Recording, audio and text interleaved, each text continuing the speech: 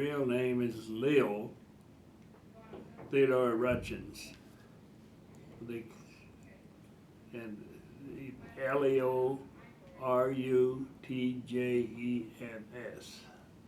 And then why do you go by Dutch? Well, I was given that when I was in school, and I've been called that ever since. That besides a lot of other things.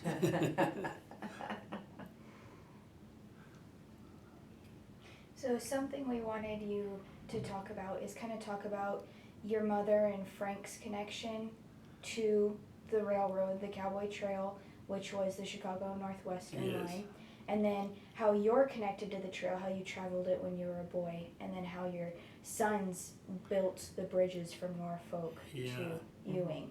If you would tell the story kind of along that line. Well, I can tell you in here, oh wait a minute, I gotta go back to my mother's paper. My mother was born in 1884 at David City, Nebraska, and she was originally married with Joe Zahner in 1901. They had 6 children: Henry, Sister Margaret Mary, Sister Angela, Anthony Leonard's. Oh, wait a minute, I got that right. And then Sister Angela and Eileen, that was the baby. And then in her first husband drowned, and you'll have that all in it. Then she married Leo Rutchins, my dad, and they had 2 children, my sister Mildred and me, and Mildred is deceased too. And my mother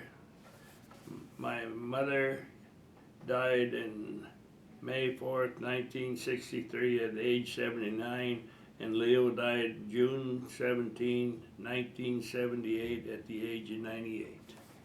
That was my mother's.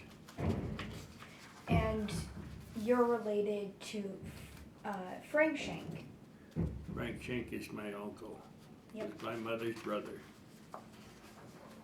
And we have the story on him. Did you want him to tell it? Yes. You want to tell about Frank Schenck? What you know, and Well, you want me to read this for you?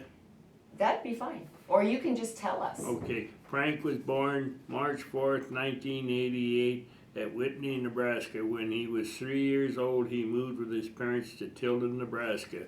Frank lived until 1910, then he moved to Meadow Grove, where he formed a partnership with his brother John in the blacksmith business. He was in the business until he drafted in the Army on April 26, 1918. He was shipped overseas in June and to the front in September. He was in many of the final battles of World War I.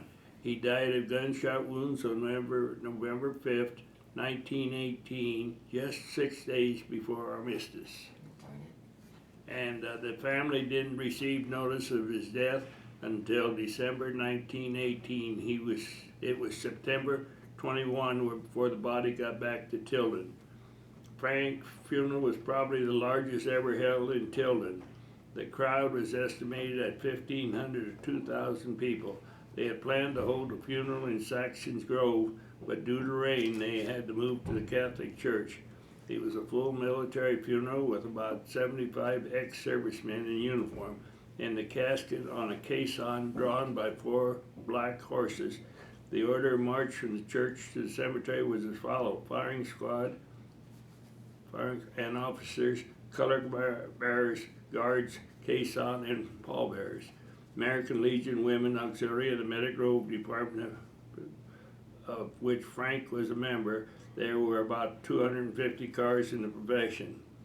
Besides being a blacksmith, Frank had a little side business going, making concrete building blocks. This started when John and he decided to build an addition to the blacksmith shop. He made forms and casted all the blocks for the building. He continued making building blocks and selling them. He also made forms for curb blocks to curb well pits. He sold many of these blocks to farmers in the area. If there were any wells left around the pits, are probably curbed with blocks from Frank's maid.